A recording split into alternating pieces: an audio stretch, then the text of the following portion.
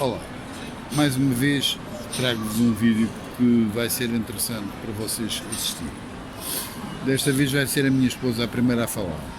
Passo-lhe a palavra. E para vocês, Bem, é mesmo a minha vez, mas antes de tudo quero desejar uma boa tarde e dizer que espero sinceramente que vocês gostem do nosso vídeo. Até já! até já. Bem, vamos então começar. Pois sou eu a falar primeiro, não é? É assim, a primeira morte de Jeová é sobre aquilo que eu vos vou falar hoje. E depois o meu esposo falará sobre a segunda morte de Jeová, pois, como todos sabem, ele já não existe aqui na terra onde nós estamos.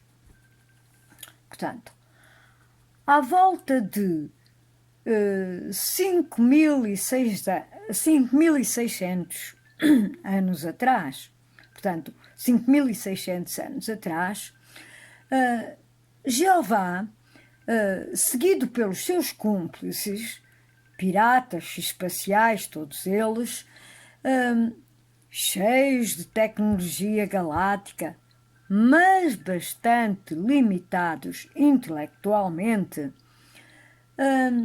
tinham ocupado grande área de um lugar a que hoje se dá o nome de Israel e Egito, criando, através dos seus cúmplices, uma religião de escravos que lhes trazia um pote grande, cheinho de energias vitais, que era aquilo que eles precisavam para se alimentar, portanto, e das quais eles se alimentavam regularmente. Esses escravos também faziam os trabalhos pesados e aqueles trabalhos que os piratas não queriam fazer. E até se davam ao luxo de chegarem a escolher criados pessoais, os quais só recebiam como pagamento comida e muito, muito pouca.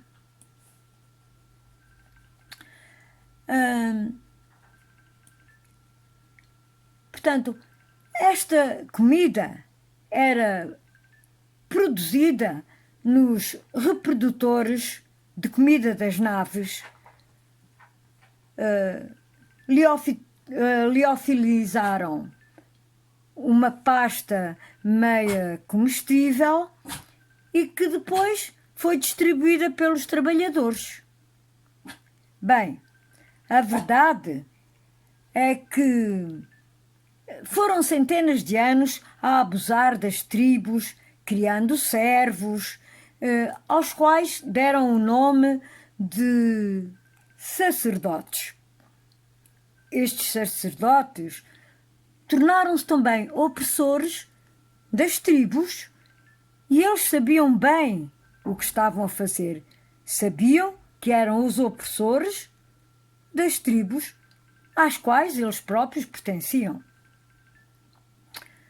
A par disto, máquinas de mineração infiltraram-se no solo, na perpendicular, e tiravam milhões de toneladas de minério que lhes convinha e lhes fazia falta. E muitas naves pesadas levantavam voo, carregadas de todo o tipo de materiais. Qual era o seu destino? Só eles o sabiam.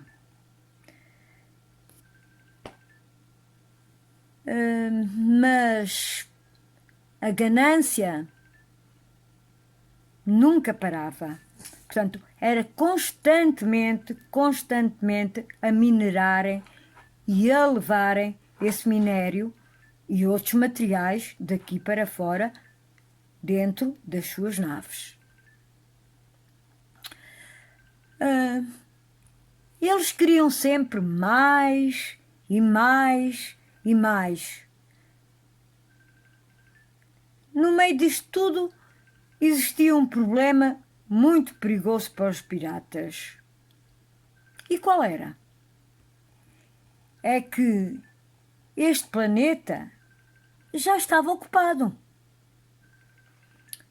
Existiam aqui duas raças interligadas e que estavam em quase todo o globo terrestre. Eram elas os Dracos e os Dragos. Acontecia que muitas vezes estas raças estavam em viagem, tinham que se deslocar para outros planetas em trabalho. E esses piratas aproveitavam essas ocasiões, essas ausências, para atacarem traiçoeiramente. Porém, uma vez, cometeram um erro. Os piratas cometeram um erro de cálculo. E sabem porquê? É que alguns dragonares, em número suficiente para os impedir de agir, tinham ficado aqui no planeta. E por isso, por esse motivo, os piratas não emitiram radiação. Ou seja, eles sabiam que alguns dragonares aqui tinham ficado e, ao deslocarem-se para fazerem a mineração, não emitiram radiação para tentarem passar despercebidos e não serem então descobertos. Mas pensaram mal, porque nós temos as nossas naves de vigia, que são umas naves pequeninas e que detectam e detectaram logo pequenas variações telúricas na região do agora chamado Médio Oriente. E lógico, fomos ver o que se passava e encontramos então vestígios de naves enterradas na areia. Colocámos algumas armadilhas e um dia uma das armadilhas resultou. Apanhou um orque pequeno que se debateu até ao fim.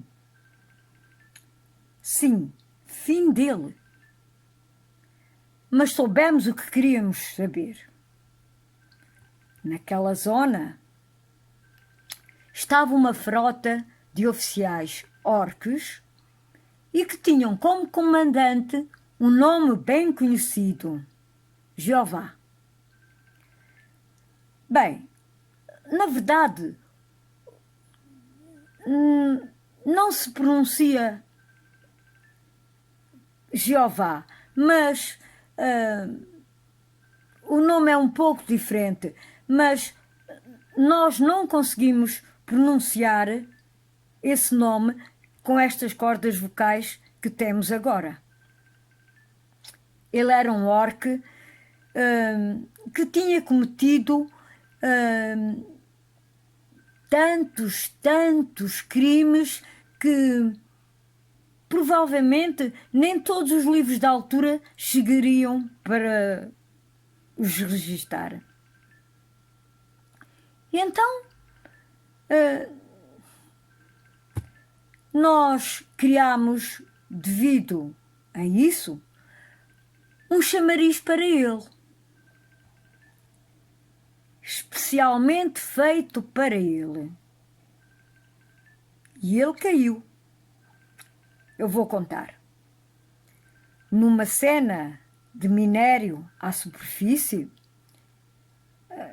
claro que isto foi lá colocado por nós, numas montanhas ao sul, no Egito, formadas essencialmente por granito e com uma altitude de 2.285 metros.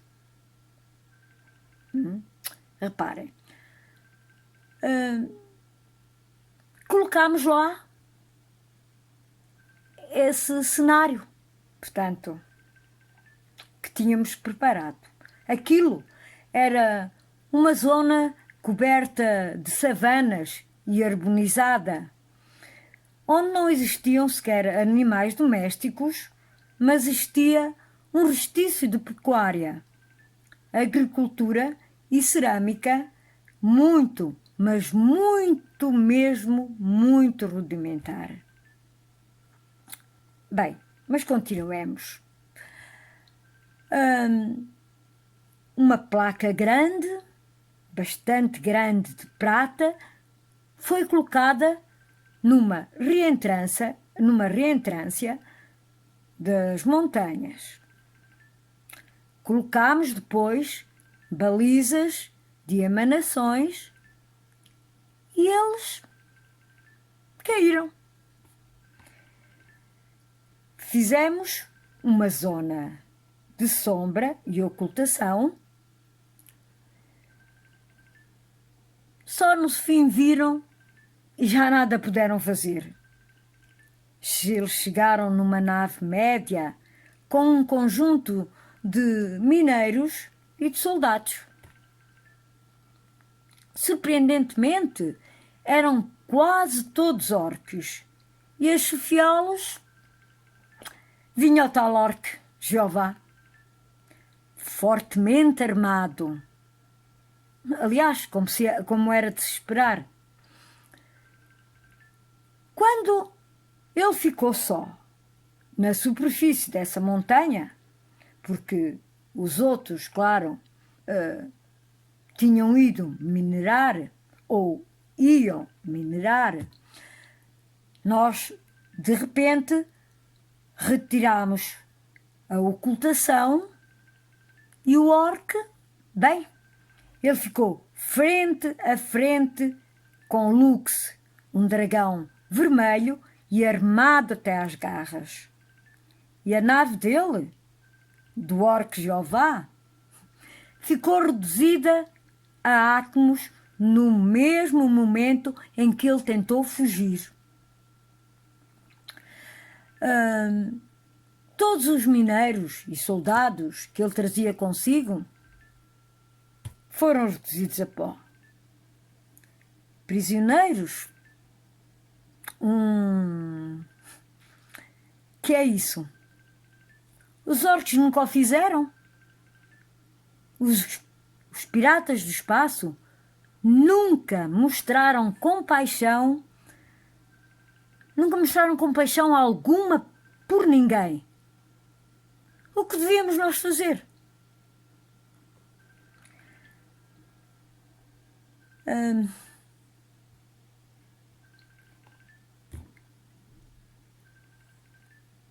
Quando Jeová verificou que não conseguia fugir,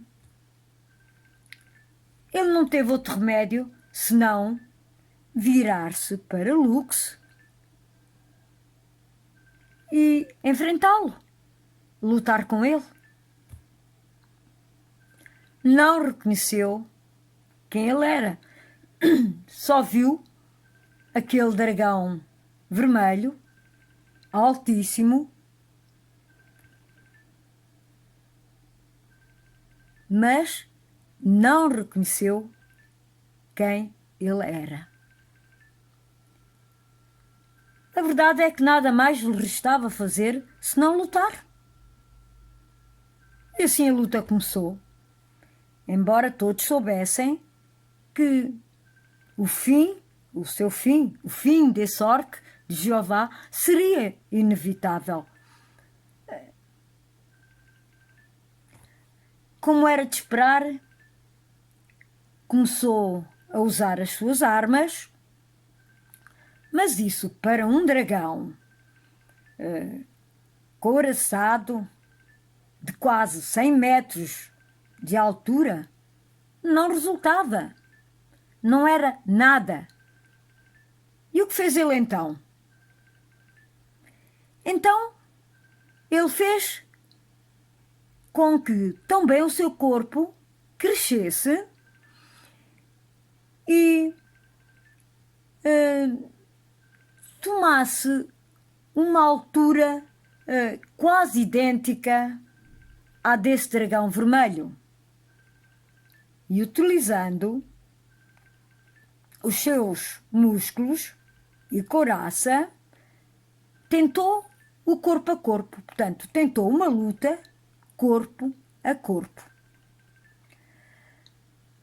Esta luta, devo dizer-vos que durou horas, até porque o dragão vermelho era Lux.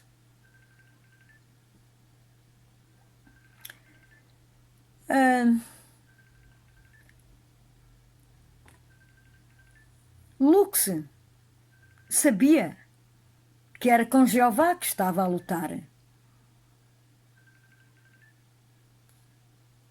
Mas Jeová, na altura, não sabia, só depois o reconheceu. Reconheceu quem era o seu adversário e, sabendo ou acreditando que ele não o conseguiria matar, tentou infundir nele o máximo de danos possíveis, danos físicos, portanto, no seu oponente, em Lux, o dragão vermelho. Esse dragão vermelho. Mas de nada lhe valeu, falhou. Caiu várias vezes, levantou-se, ficou gravemente ferido, continuava a levantar-se, sempre pensando que venceria o adversário. Até que, a última vez que caiu, resolveu fugir da arena de combate e virou pura e simplesmente as costas e fugiu. O dragão vermelho, Lux, foi incapaz de atacar um inimigo pelas costas, ficou parado a vê-lo fugir, mas de repente dá-se o inesperado. O traidor do orc, num último esforço, vira-se de repente e tenta matar cobardemente Lux. Tenta matá-lo covardemente.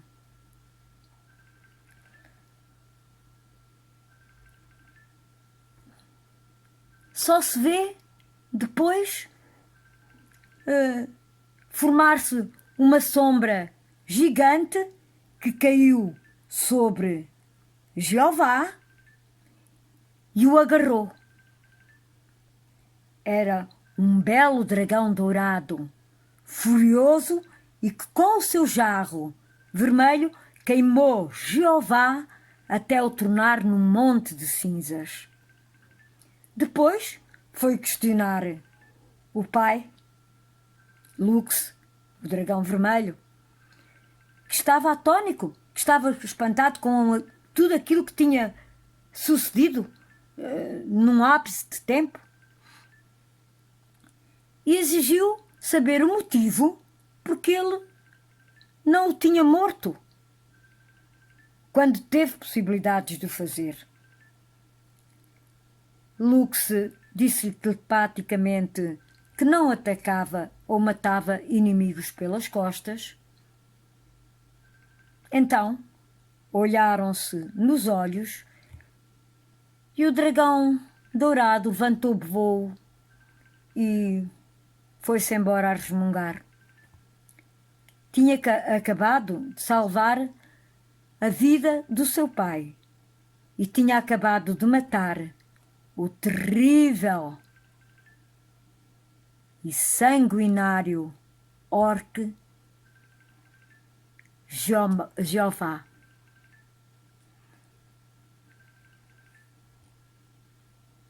Acabado isto, os Dráculos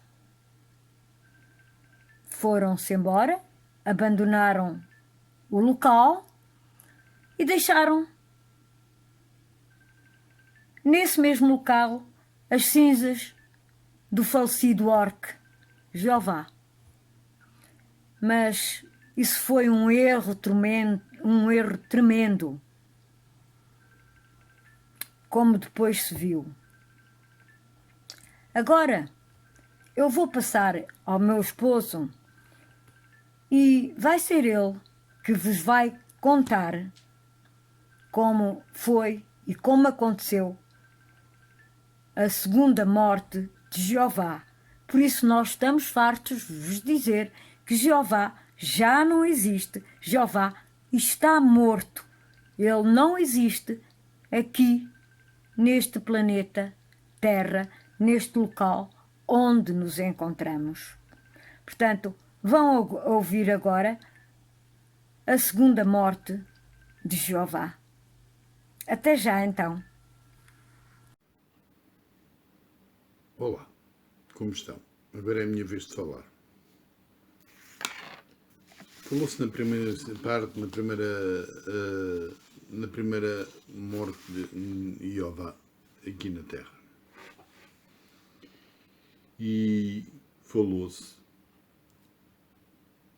de um erro que nós cometemos no fim. Quando Lux, Dragão Vermelho, deixámos lá nos montes, que agora são chamados pelos nossos amigos israelitas e por todos como Monte Sinai, deixou-se lá as cinzas dele. Nós tínhamos esquecido um facto muito importante. Talvez porque foi uma tristeza ter que acabar como acabou. Mas foi uma coisa muito importante que nós não esquecemos. É que um Ulg também é um ser originário do primeiro universo e não é passível de ser morto. É passível de ser decomposto. Mas isso também é um risco, porque um dia pode ser composto de novo. Eu vou explicar. Quando nós percebemos o que fizemos, isto é, que deixámos as cinzas e deixámos lá um montinho, assim, por acaso foi um montão. Nós voltámos lá. Não estava lá nenhuma. Sempre pensámos, que tinha sido o vento que levou para ali, para ali, para ali. Nunca mais pensámos nisso. Ele teve exatamente quase 5.000 e tal anos, com os seus sacerdotes, com as religiões inventadas por esses sacerdotes, para obter a energia suficiente para se agregar de novo naquilo que ele era. E conseguiu, à questão de uns poucos anos. Tiveram que utilizar uma coisa muito importante, os sacerdotes. O medo. O desespero. A falta de tranquilidade. O stress. De todas as pessoas que o seguiam. E eles conseguiram juntar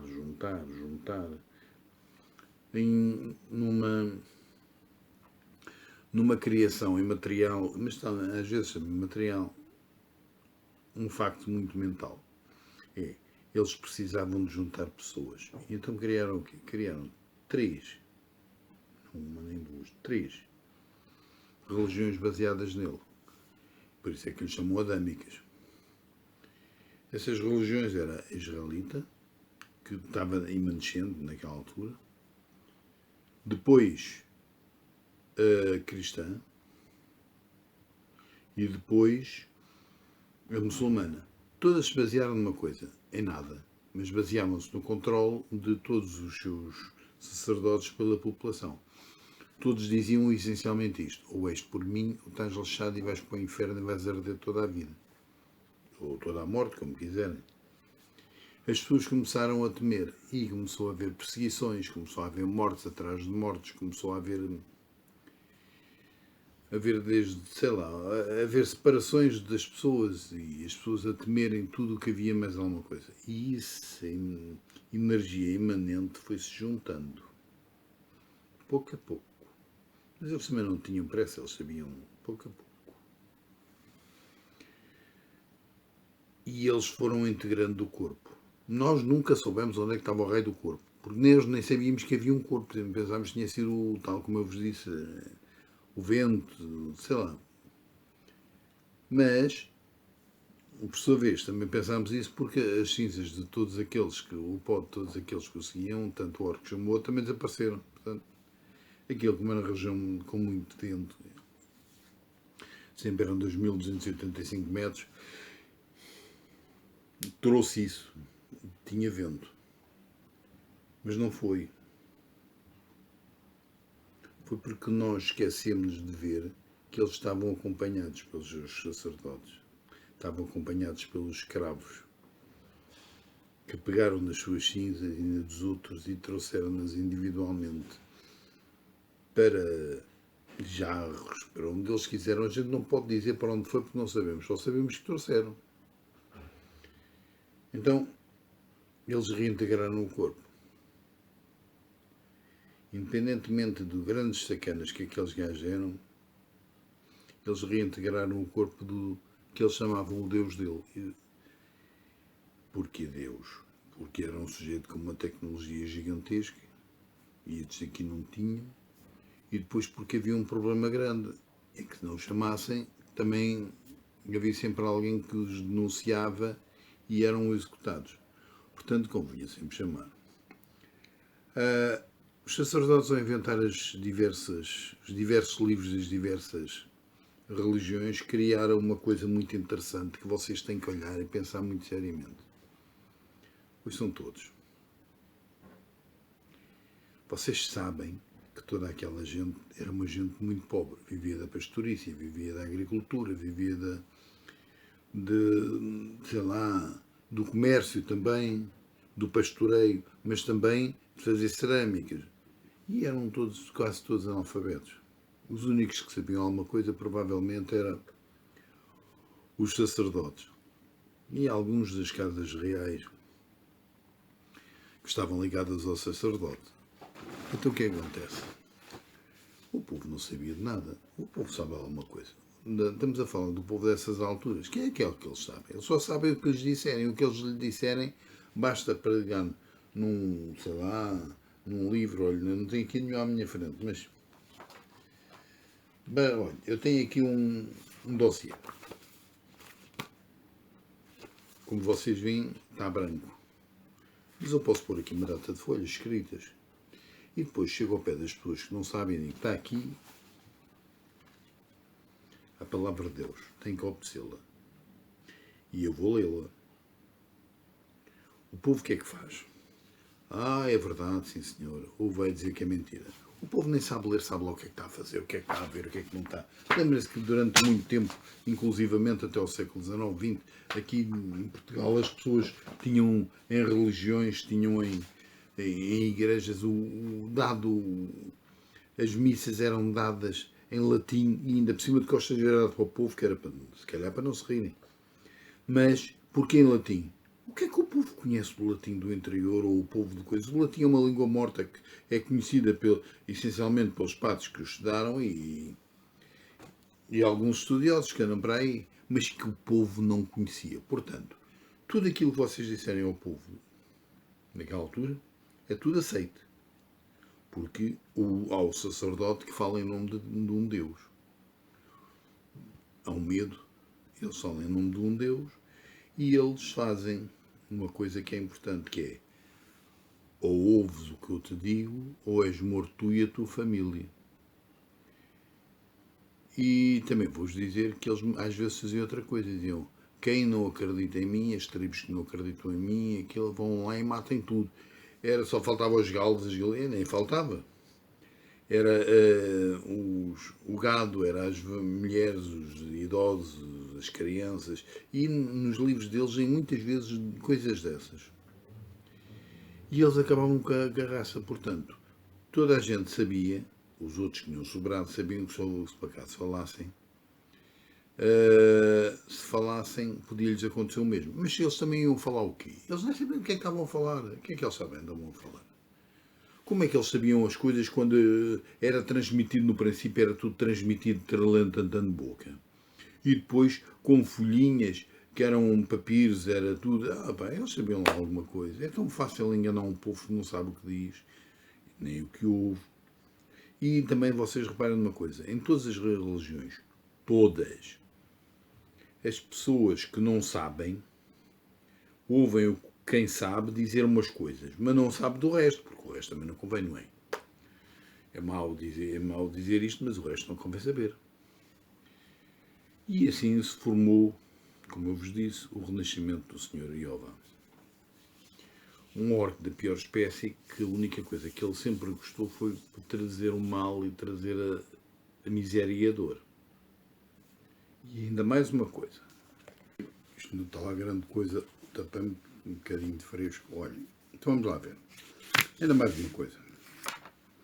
Vocês nunca vão encontrar na vida orcs que tenham verdadeira bondade. E sabem porquê? Porque eles, quando foram criados como originais, primordiais, eles foram criados para serem o contrapeso de todos os outros. Tanto dos anjos, que são os serpentês, como dos arcanjos, que são os luciferianos, os satânicos. Tudo aquilo que vocês achem de bom, eles são feitos para ser o outro lado. E eles acham que estão certos. Podia ter sido feito, podia ter acontecido, que foi o primeiro há 2.000 milhões de universos atrás. Eles podiam e realmente foram criados para isso, para ser o contrapeso. Mas nos outros, no número 2, 3, 4, 100 mil, 200 mil, 100 milhões, 200 milhões, 1.000 milhões, 2.000 milhões, eles não foram criados para isso. Só que eles aprenderam uma coisa muito triste, é que eles não mudam porque não querem. Mas todas as civilizações que acreditaram que eles podiam mudar e os quiseram ajudar, extinguiram-se. Eles fizeram o favor de os extinguir. Então vamos lá ver. Eles apareceu Sua Excelência há questão de uns anos. Entretanto, nós tivemos o problema não só o problema da Antártida, mas o problema também de lutas atrás de lutas que foram criadas desde há uns anos para cá. Ainda estava só carro a alguém em cima, ainda não estava o bloco completamente formado, mas isso foi uma coisa que o orc apareceu. Para nós foi uma surpresa, tenho que reconhecer que fomos apanhados na curva, foi uma surpresa. E nós não tivemos a capacidade de pensar uma coisa, é que não tínhamos nada que pensar que eles mudaram. Eles não mudam. Ainda mais, um sujeito que esteve estes anos todos reduzido a cinzas e com a essência dentro dele que não estava reduzida a cinzas. Então, ali perto de Marrocos houve o combate que foi, combate nas dunas do Atlas, e eles mais uma vez perderam. Ele ficou até com a nave que ele tinha, que lhe ofereceram, ficou vazia. E quando eu digo vazia, foi vazia. Lá dentro ficou nada. É uma boa maneira de impedir que eles se levantem. E os que lá estavam também foram capturados. Depois foi no Brasil, as naves que estão a perforá-lo e que constantemente a 5, 10 km de profundidade, às vezes a 3, 4, mas algumas a gente apanhou, outras não. E depois foi aquele combate que foi na Antártida, em que nós ganhamos de maneira que não foi muito leal. Porque Rafael resolveu chegar lá e começar a acabar com eles todos. E para Rafael fazer isso, não está muito longe de diferença. Nós devemos depois descobrir que tanto pagaram os bons como os maus. Reconstruímos os bons e a nave que realmente Rafael queria apanhar, que era a nave do registro Akashico, lá se pirou, lá ficou bem. Por algum motivo ele não queria que houvesse registros. Mas agora já não. Não há problema, porque nós já sabemos o motivo pelo qual ele não queria. Entretanto, foram centenas de naves destruídas na Antártida, de um lado ou do outro. E nós fazemos uma coisa para não deixar os vestígios, nós reduzimos-la a átomos. Então acontece uma coisa que foi... Nós conseguimos, durante uma pequena parte de operações, uma pequena parte em que nós andámos por aí, nós encontramos os nossos soldados encontraram uma nave isolada que andava de um lado para o outro a tentar atiçar fogos, a tentar atiçar a maldade, a tentar atiçar tudo. Já foi recuperado instantaneamente para dentro da alga. Não pôde fazer nada. Ficou paralisada no tempo e no espaço, exceto para nós que lá entramos. Quando os nossos guardas entraram, descobriram 3 sujeitos lá dentro. 2 eram desconhecidos, mas para vocês, mas para nós eram conhecidos, e o terceiro estava envolto numa armadura. E nós ali não sabíamos quem era, mas chegámos com ele, pusemos-lhe a êxtase. Quando tirámos a armadura da êxtase, descobriu-se exatamente que era Jeová. O nome não é exatamente Jeová, é uma coisa parecida, mas falta-nos a nós aqui nestes corpos o raio das cordas vocais. Porque nós, Dragonars, funcionamos com a mente. É muito difícil vocês encontrarem um Dragonar que fala, um dragão. Não há necessidade, as pessoas falam com a mente. Então o que acontece? Deitou-lhe logo tudo a luva. Deitou-lhe uma pumba! Anda cá. Ele estava em êxtase, portanto não pôde se defender. Quando acordou, estava numa cela especialmente preparada para orcos. Essa cela foi transferida da Raalde para um planeta em questão, que é onde está o Conselho de Anciãos. Também não vos interessa, não é Arisi, nem é perto da Arisi, nem nada que se pareça. E começou a ser julgado. Parou-se esse julgamento de repente, porque apareceu um pedido do Conselho das Sombras, que é o outro lado da galáxia. Se vocês dividirem pelo buraco negro maciço do meio, dividirem ao meio, metade é do Conselho das Sombras, que são biónicos e são praticamente máquinas, e outra metade é do Conselho de Anciãos, embora haja outras organizações para aí. E então esperou-se. Quando eles chegaram, o senhor Jeová deve ter visto a vida andar para trás, porque recusou-se a falar. Mas nós não precisamos que as pessoas falem. Sabem, nós temos uma maneira de as pessoas se expressarem em julgamento que não tem nada a ver com a voz. E porquê? A voz pode dizer mentiras, e vocês podem ter o equipamento de verificação de mentiras, sabem que é mentira, mas não sabem qual é a verdade, se ele não quiser responder. Então ele foi espremido até ao tutano, como a gente costuma dizer, e todas as memórias dele vieram ao de cima. Ele não precisou de fazer nada, só precisou que nós tivéssemos acesso ao banco de memórias, principalmente ao planeta Khan. aquele que já vos foi dito, que era um planeta extremamente vivo, com viçoso, com plantas, com animais, com seres que não têm nada a ver com os daqui, não interessa. Mas quando os piratas do espaço saíram de lá, meus amigos, minhas amigas, eles levaram a energia vital tanto dos habitantes como até do próprio Khan. Khan tem também o dobro daqui, deste planeta, mas agora não tem nada, é só um panedo que anda ali e já nunca mais vai ter aquele.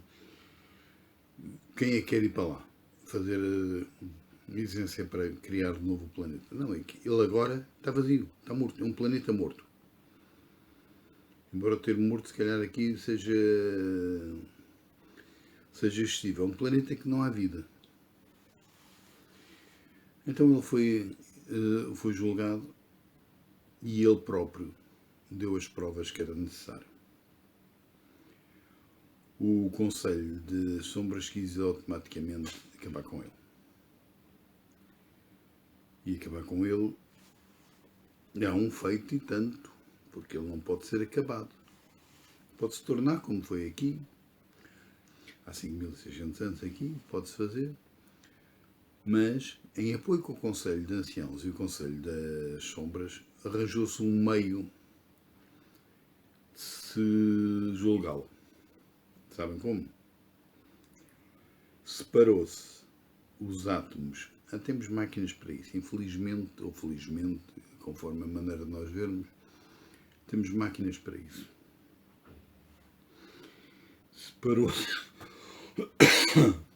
Separou-se todo o corpo dele, do novo, em átomos, que foram separados por a galáxia, pelo entre, por todo lado foi separado. Mas a essência foi separada até o nível de taquiões. E foi um para aqui, outro para outras estrelas, outros para outras galáxias, outros para a borda da galáxia, outros para galáxias extremamente longe, e conseguiu-se separá-lo todo. Vou-vos dizer que isto é só uma medida temporária, porque ele vai tentar juntar-se e vai conseguir. Átomo a átomo, 1 a 1, 2 a 2, 3 a 3, 4 a 4, até que vai conseguir reorganizar-se. Só que nessa altura já deve ter passado 1 ou 2 universos feitos e destruídos. Não vai ser problema nosso agora, ou antes, não vai ser problema aqui deste universo, nem desta galáxia, nem deste planeta, nem deste Sol. Vai ser um programa para o futuro, mas nós já vamos saber mais uma vez o que é que faremos depois. Entretanto, quero que saibam que ele já não existe. Portanto, cada vez que vocês quiserem dizer Jeová, isto está aquilo, vocês estão a rezar para ninguém. Para o falecido. E agora chegou a altura de vocês lembrarem-se de uma coisa. Têm que ser responsáveis por aquilo que fazem, por aquilo que dizem, mas também responsáveis pelo que não fazem, por aquilo que não dizem. Se vocês querem ser maus, à vontade, sejam. Um dia vocês pagam, ou a gente apanha-os. Vocês é que sabem. Para todos vocês, eu despeço-me. Mas até hoje tenho um anúncio para vos fazer. Hoje, dia 22 de maio de 2019, da Era Comum,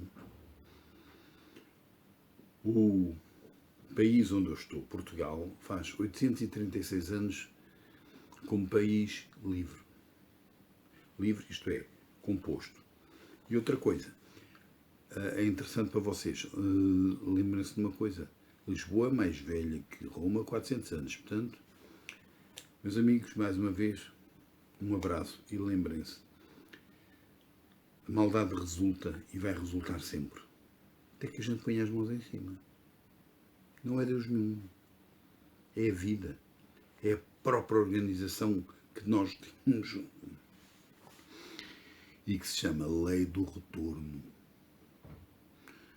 Fazes mal, pagas. Fazes bem, pagas. Agora, os meios como são, é que são totalmente diferentes. Então, um abraço, meus amigos. assim terminamos mais um vídeo. Espero que tenham gostado, que nos continuem a seguir e que